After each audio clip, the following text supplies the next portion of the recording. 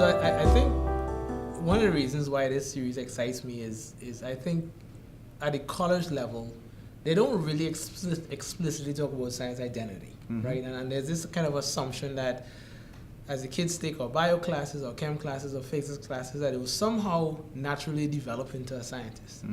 And the time I spent at my former institution, and even here at URI, you can see how especially your underrepresented students struggle with this question. I don't know. I mean, how has your interaction been? And well, it's interesting that you bring up the idea of science identity, that to identify as a scientist, and the question is, what is a scientist? What does it mean to be a scientist? Right. And I think we often, in my work, we question that, because what we often want as teachers, as scientists, is we want our students to act like scientists. Even though we don't expect them to be experts, we want them to begin to think about and begin to act like experts, even a little bit. But even that statement right there, like act like scientists, suggests that a scientist, there's some particular set behavior that they need to act like, right? And I guess I wonder for students, especially those from, I'll just say different from our backgrounds. Yeah. Does that disqualify their ways of being, their dress, their speech, their views of the world, that they need to conform to these ways like scientists? And I feel fortunate to live in a time now where that scientist looks very different, speaks very different, comes from different countries, different worlds, and I wanted this series to be able to expose them to that and have them talk to them about what that's like. That's a very good point. I actually hadn't thought about it like that before. So it's it's really... Well, I'm glad to help shape it.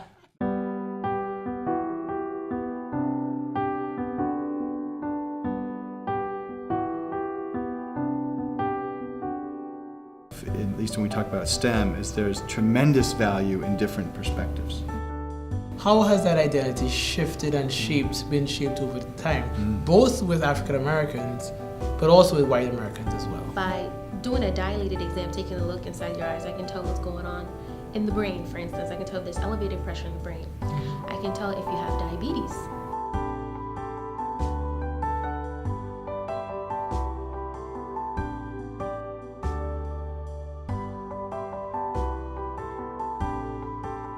Welcome to Confluence. We would like to welcome Dr. Jessica Adefusika Olianju to today's Confluence interview. Jessica, welcome. Hi, thank you. I'm happy to be here. And also Dr. Brian Dewsbury. Thank you.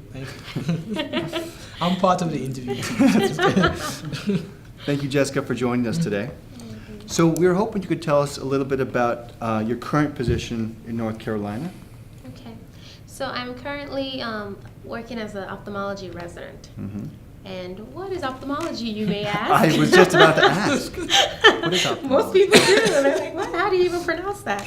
So ophthalmologists are basically, to keep it simple, eye surgeons. We deal with both the medical and the surgical aspects of ocular diseases, which is a huge spectrum. So within ophthalmology itself are actually about 6 different subspecialties. So you can be a glaucoma specialist, and glaucoma is one of the most common leading cause of blindness, irreversible blindness in the world. So you try to prevent it from getting worse. Retinal detachment, corneal transplant, cataract surgery is probably the main thing we're known for. But yeah, so we do a little bit of glasses, but not so much, optometrists mainly do glasses. Right. So we do a little bit of glasses, but we do a little bit of normal eyes, but we deal more with diseased eyes and try to preserve vision as much as possible. Got it. Or even regain vision. So you're a second-year resident. Correct. In North Carolina. Correct. So what does it mean to you to serve in that role? Can you describe to us some of the things that you do in that role? Yes. So to become an ophthalmologist, so you've gone through the whole 4 years of medical school. Right. And then there's actually 4 years of ophthalmology residency total. The first year you spend in internal medicine, or you do an internship. It could be done as a transitional. I could go into more details, but don't worry about this. Long story short, you do 1 year of mainly primary care. Sure. And then the last 3 years is focused mainly in ophthalmology. So right now, my role as an ophthalmology resident, I see my own patients. We actually have continuity clinics. So in the morning, I spend time with the attendants, my boss, learning from them, learning about neuro-ophthalmology, learning about oculoplastics, which has to do with eyelids. And neuro-ophthalmology has to do with mostly eye crossing, but also has to do with optic neuropathies from medications. It has to do with a lot of thyroid eye disease, orbital disease, where the eyes are kind of just bulging out and different things like that. And so I learned about neuro-ophthalmology, as mentioned, and learn about oculoplastics. You learn about pediatrics, so doing a pediatric exam, which is very challenging to say the least. Imagine trying to examine a 2-year-old running around the room, trying to get a glasses prescription on them. I can imagine. So I mean, that begs the question, just for the benefit of the medical students who might be watching this interview, why ophthalmology, right? So there's all these different pathways you can take. True. What drew you to that highly competitive field? So ophthalmology is a well-hidden specialty or expertise within the medical world. You say hidden because? I say hidden because a lot of people don't get exposed to it or are not aware of it. First of all, you don't learn anything about the eyes in medical school except for some of the common things like pink eye, conjunctivitis, or acute angle glaucoma, like those are mainly the only things. And the reason why people learn about acute angle glaucoma is because certain medications can trigger it. But other than that, you don't know anything about the eyes. Why is that? Why is what? Why they don't cover the eye in more depth? I just find it a little bit surprising. No, that's great. I honestly cannot answer it because the eye is very complex. So I think you have to learn so much about everything that they just kind of focus on a short amount. Because medical school introduces you to almost a bunch of different specialties, and then at the end of medical school, you have to decide. Or towards the end of medical school, you decide which niche, which specialty you want to go into. So if you find out about ophthalmology, you're the lucky one, like myself. But if you don't know about it or find out or exposed to it during medical school, then you really don't. You might never really know about it. But it's really fascinating. You say, why ophthalmology? First of all, there's no other specialty where you can basically tell what's going on in the rest of the body by looking at that particular organ. So by doing a dilated exam, taking a look inside your eyes, I can tell what's going on in the brain, for instance. I can tell if there's elevated pressure in the brain. I can tell if you have diabetes, bad diabetes. I can tell if you have high blood pressure, really bad high blood pressure. I can tell you if you have certain, metastatic diseases or cancer. I can tell if there's been some kind of trauma to your eyes. So you can tell a lot about the person just by looking at one particular organ. And I'm a visual person. So I love, and I learn through patterns and looking through certain things. So I love the fact that I don't have to order all these tests. Just by taking a look, I can diagnose a fair majority of ocular diseases and treat it. That's great. So can you tell us something about your work that you found either inspiring or exciting? So a lot of, it's very rewarding, I would say, in so many ways. So I'm a type of person where I love the instant gratification. I want to do something and see the effect of it almost immediately or within a few days.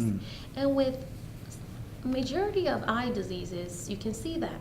So a common one is cataract surgery. So when we remove the cataract, which is a cloudy lens inside the eye, we remove it and we put in a new lens in. And oftentimes by the next day, once the inflammation has gone down, the swelling and everything has gone down, people who could barely see 20/200 before can now start seeing 20/40. That's amazing. So, can you explain to us what that means for those numbers? I'm pretend that we know what you're saying. For our audience. So basically, what most people can see at 20 feet, or most people can see at 100 feet, that's what you can see at 20 feet. So a big letter, where if you walk 100 feet away, most people will be able to see that, right? Okay. Where most people will be able to see that, you can only see that at 20 feet.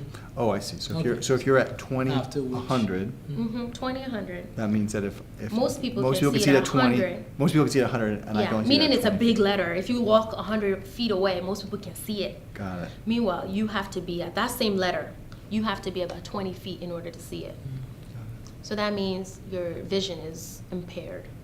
As opposed to 20/40, which is So 20/40 would be, well, most people can see at 40 feet, you can see at 20. So it's which still is not as bad, good, yeah. but it's not as bad as 2100. When did you first get interested in science?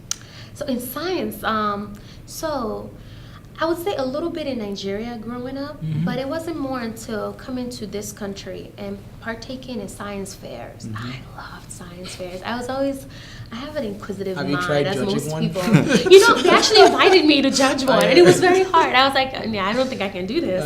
I can't break up their hopes and dreams, the ones who wants to win. But the science fair projects, I used to kind of take it, as far as I can. I love coming up with an hypothesis and testing it and trying to figure out. And some would argue that maybe I should have been like a PhD versus an MD, or maybe an MD PhD. You could do both, you could do both. But I also love people. So, and I think being able to combine just my love for people and science together, a medical field, was the best way to do that, which is why. Yeah, but to answer your question, I don't know. Maybe I've always loved science. I don't know.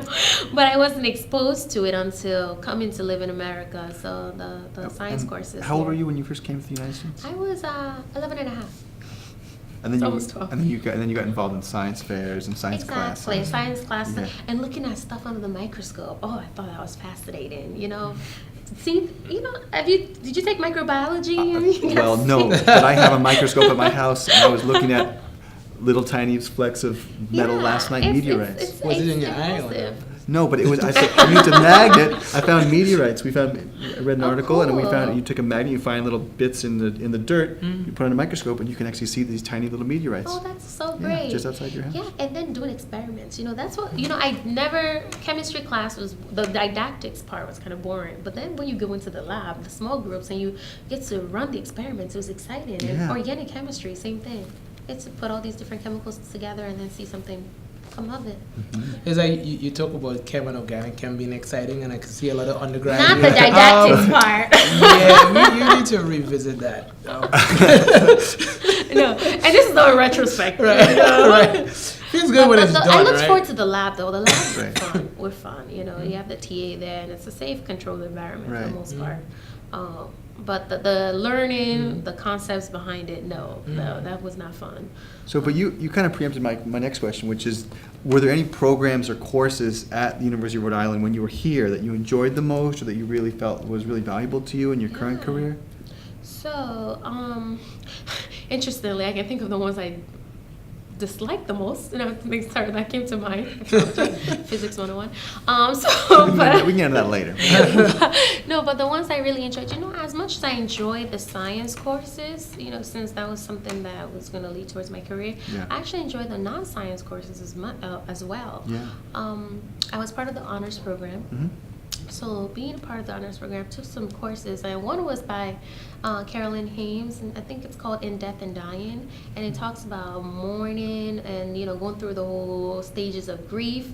And we went to bereavement group sessions in the community, and actually took part of that and learned about all these. It's really sad, but it was also it was an enriching experience, and helped you understand and bond. And having lost my mom at a young age, I could relate a little bit, and I really enjoyed that course, let's just put it that way. And I think it helped me grow and helped me grieve. Even those years later, I can look back at it, and that course I would highly recommend to anybody who, you don't even have to have suffered a loss in your life, just being aware of the different stages of grieving, because we'll all go through a stage in our life where. Do you find in any way that your experience in that class, or maybe even other non-science classes, have come back to inform any of the things that you do now in your practice? Oh, definitely, yes. So that class being one, because you have to tell sometimes we have to communicate some really sad news to patients. So just learn how to do that and understanding so that when they get angry, they're not mad at you. They're just going, that's their way of coping. That's their, so it really helped. So in other courses I took, I remember with Miss Gail Ferris, I don't know if she's still here, but I took a course with her that had to do with the economics of poverty, and I don't remember the name of the course specifically, but we talked a lot about relative and absolute poverty. And even in America, where there is such a thing as absolute poverty, where you really cannot make ends meet. What I loved about this course the most is that we not only just read about it and talked about it, we actually went out there in the community. So most of the classes I think I enjoyed had a practical aspect to it, or had a more real, we actually went out to the community and met people. So with her, remember we went to Birmingham, Alabama. Yeah. So we actually, and so it was part economics of poverty, also civil rights. So we went and saw the jail where Dr. Martin Luther King actually were kept in for an extended time period. We went through the street when they did it was just very powerful. And then of course we also served. So we worked with Habitat for Humanity for the whole week, and we were building houses, and we got to know them, the people who the houses would go into, and it was just a phenomenal experience. And having, so those were the courses that I think I enjoyed the most, and it's also because I was able to experience a lot through it, not just sitting in class reading and learning, Those are great. Those are some great stories. So, when you were a student, were there any kind of challenges or barriers that you faced that you think were also helped shape what you do? Yeah. So, barriers or challenges that I faced. So it's interesting because now I look back at it and I don't see it as a barrier. Yeah. It's very interesting when you're going through it. You just feel like there's some people who are against you or do not want you to succeed. Sure. And instant examples I can think of is, and as petty as it sounds, I guess, or as simple as it sounds, when you are asked to be part of a small group session for different things, and you feel like people are not picking you because they're underestimating you, or they don't think you can add much to the group, and you're kind of fighting to be a part of a group, or even fighting to get your voice heard, trying to speak up and say, oh, I have an idea, I think this would be our big breakthrough for this project, and everybody kind of dismissing you, and having to kind of learn to speak up a little bit more. I think that happened a lot during my career, during my education, not only in college, but also from high school all the way through medical school. I had to kind of fight to be heard. But again, now looking back at it, I'm just like, okay, it just made me stronger. I don't see it as a particular barrier. Do you know what I mean? I just think it's part of growing and learning to voice your own, to make sure your voice is being heard. Right. You know what I mean? Why do you think you had to fight, and what kind of strategies did you use to overcome that, those kinds of situations? So, why do I think I had to fight? The one things that come to mind is being a female. If you're in a group full of mostly men, and then here you are a female, there is that society, and it's true, it's just in the society where some male, I can't say all, some male feel as if women are inferior and you can't really add much to the conversation. And then also being African American or being African, I'm Nigerian, so I guess I felt, and maybe that's not the case, but that's just how I felt. That because I'm African American, talk a little differently or look a little differently, they may not be taking me seriously, although I feel like I know what I'm talking about. There's some evidence based on what I'm talking about. I've read up on this. So, and how did I challenge that? So what I did was, before I spoke up, I made sure I knew what I was talking about. So I had confidence in what I was talking about. I had read up, I have facts, things to back it up, So when I said it, and if they even dismiss it, then I'll actually make them listen and say, okay, this book chapter, this, that, and that said this, and it said this because of that. And then I'll try to, and I can't come up with a specific example now, but I remember actually showing one guy, I'm like, come, please come, and actually trying to solidify in his head that I know what I'm talking about. Please do not dismiss me again. And by doing that, I think I slowly earned the respect of my peers. And I could have chosen to just sat in the corner, go along with the group, and not do anything. But at the end of the day, I think I earned their respect. And something similar happened to med school too, where we had to work on a project for histology together. And and this was actually a female that was dismissing me.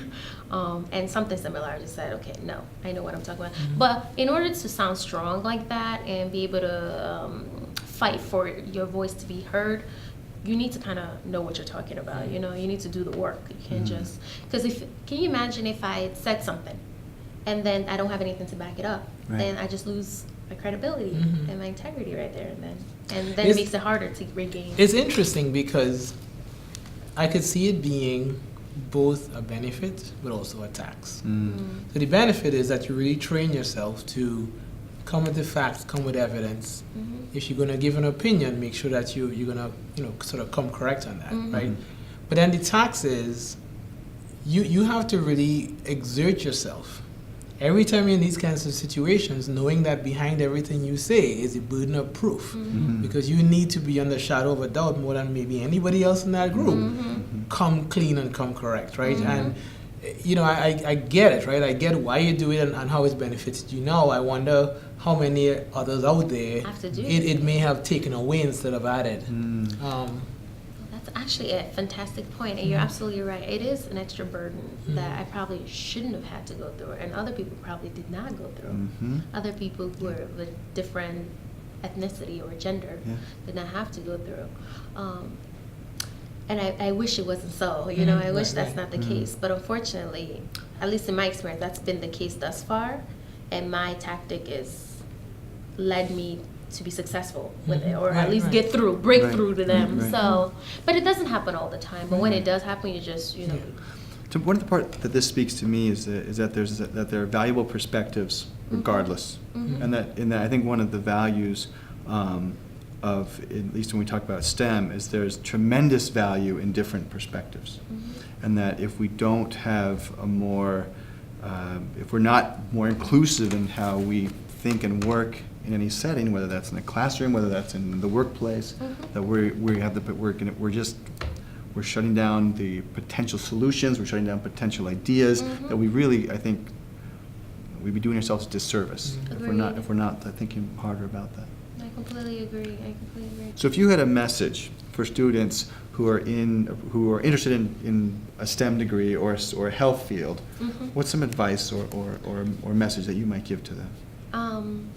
The put you 10 on the words spot. or less, right? So the first, I guess the main advice I would want any student who's going through the STEM programs, because they're hard paths, they're hard to conceptualize. It's hard to some of the concepts in science and math and all these, and you have to train your brain to think a little differently from communications or English degree. It's completely different. But one thing I would tell them is that do not let yourself hold you back from doing what you need to do, because there will always be other people who say, oh, I don't think you can do it, or this is too tough for you, why don't you just switch majors, or they will always be other people. But don't internalize that. Don't actually, because no matter what people say, it's your choice whether or not you want to go through with it. So at the end of the day, you're the one oppressing or holding yourself back. So if you really want to do something, if you're really interested and love it, just go for it. If you fail, that's fine. Most successful people nowadays have all gone through some kind of triumphs, tribulations, and failed at something. If you fail the first time, that's fine. Just get up, figure out why you failed. If that's what you really want to do, figure out why you failed, work on it, and try again. Let me ask a slightly different question. Great advice. I just need to set it up, right? And I pause because there's a sense in which I connect with you from the fact that at one point we both lived in a different country. And so we both come to this country and we are both of African descent. And that's a fairly distinctly different identity to African Americans born and raised here. Right? And to a very large extent, we both have navigated the higher ed system as black people, and cohabited with African Americans and white Americans, And it's been an interesting journey, right? So being in that company, but then being perceived by others as kind of lumped to this broader category. I'm just interested, given the time that you migrated from Nigeria, studying here at URI, navigating the medical field, how has that identity shifted and been shaped over time, both with African Americans, but also with white Americans as well? How I just want to make sure I understand the question. How has my identity as an African shifted with my interactions with Black Americans and white Americans? Yes, and just to be clear, I guess both in their perception of you and then your perception of yourself as compared to African Americans versus Africans. Okay. So I will say, when I first came to this country, and I don't know if it's because where I was at in my education in Nigeria, it just never really was taught or ingrained in us, the whole concept of slavery. So I came here not knowing about the whole. Really? Seriously. Not knowing. Or not knowing, or maybe not understanding. I don't know. But at that age, I'm like 11 and a half. Oh, by the way, there's a history. you should know this. The United States has a couple issues you might want to know about. There's a historical context you might want to be aware of. I'm just trying to be seen. This is being laid it all out on the table. Amazing. Keep talking. But just imagine at 11, not having been in this country. Of course. Oh, thank you. Well, I'm sorry, she was 11, for God's sake.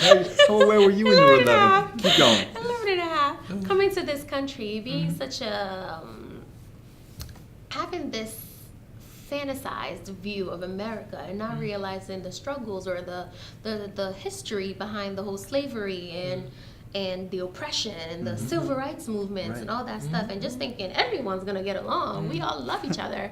And American, the movies show that. I mean, like in Nigeria, the American movies show like, Chris Rock and Jackie Chan. Come on, we all just get along. So that was the mindset I had.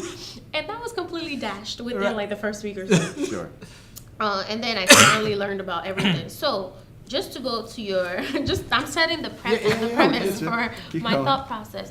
So I used to think, at a young age, African Americans and Africans or myself were from the same area. So we're one.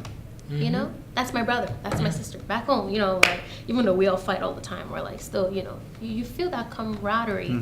And that was quickly dashed when I tried to become friends with she's not even African American, she calls herself Black, because there's a big difference. Black and African American. No, I don't identify with Africa, I'm Black. So I tried to become friends with her, and the way I was treated, almost as if, no, you're from Africa, you're from the motherland, you're different, you're I almost want to say beneath in a way, maybe I'm wrong, but that's kind of how I felt at that point in time.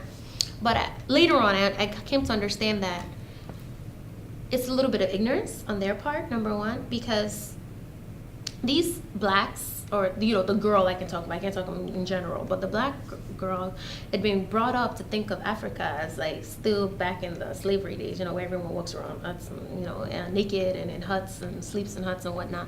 So she didn't realize that, like, I can't speak to all of Africa, but Nigeria, we're full of educated individuals, and yes, the country has a lot of struggles, but we have buildings, we're pretty well educated, I guess I should put it that way.